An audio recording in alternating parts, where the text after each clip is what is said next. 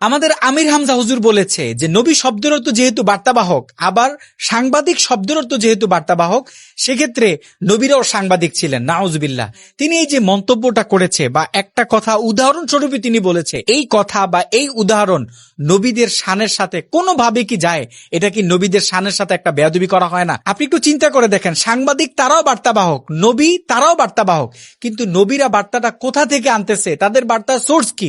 আল্লাহ পাক স্বয়ং তাদেরকে ওহির মাধ্যমে কোনো কিছু জানাইতেছে, সেই কথাটা হুবহুব তারা আবার তাদের উম্মতের সামনে তুলে ধরেছে।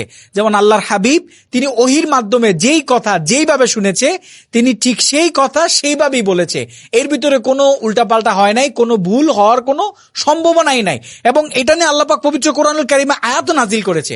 আল্লাহ পাক পবিত্র কোরআনুল কারিমে স্পষ্ট বলেছে, ওয়ামা ইয়ানতিকু আনিল হাওয়া, তিনি তার ইচ্ছা মতো, তিনি তার নিজ থেকে বানিয়ে বা নিজের মতো করে নিজের মন গড়া কোনো কথা মন্তব্য তিনি করেন না।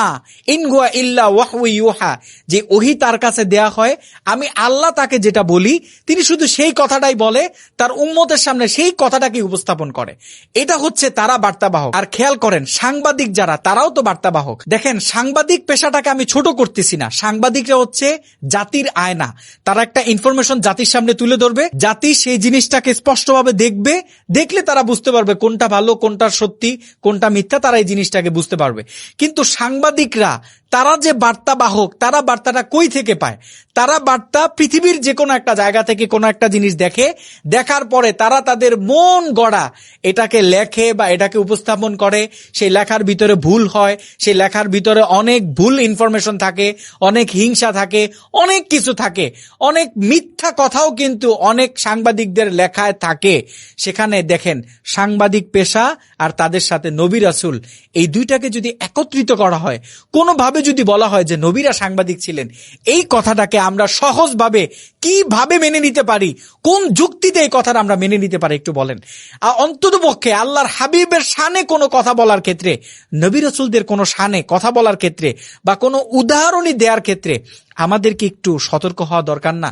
বা আমাদেরকে কি একটু সতর্কতা অবলম্বন করা দরকার না? দেখেন, ওয়াজ মাহফিলের যে ময়দানগুলো, এগুলো খুব গুরুত্বপূর্ণ একটা জায়গা। এখানে প্রত্যেকটা মানুষ তাকিয়ে থাকে যে কোন আলেম কি বলতেছে।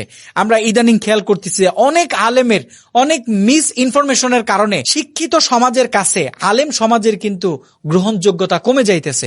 মানুষ দেখবেন অনেক সময় আলেমদেরকে নিয়ে প্রশ্ন করে, এই ওনারা তো অনেক উল্টাপাল্টা কথা বলে। আমি দেখেন কারোর সমালোচনা করতেছি না, আমি হাত জোর করে অনুরোধ করে বলবো, আমরা এমন কোন মন্তব্য আল্লাহর হাবিবের শানে করব না যেটা তাদের শানের সাথে যায় না। নবী রাসূলদের শানে এমন কোন কথা বলবো না যেটা যায় না।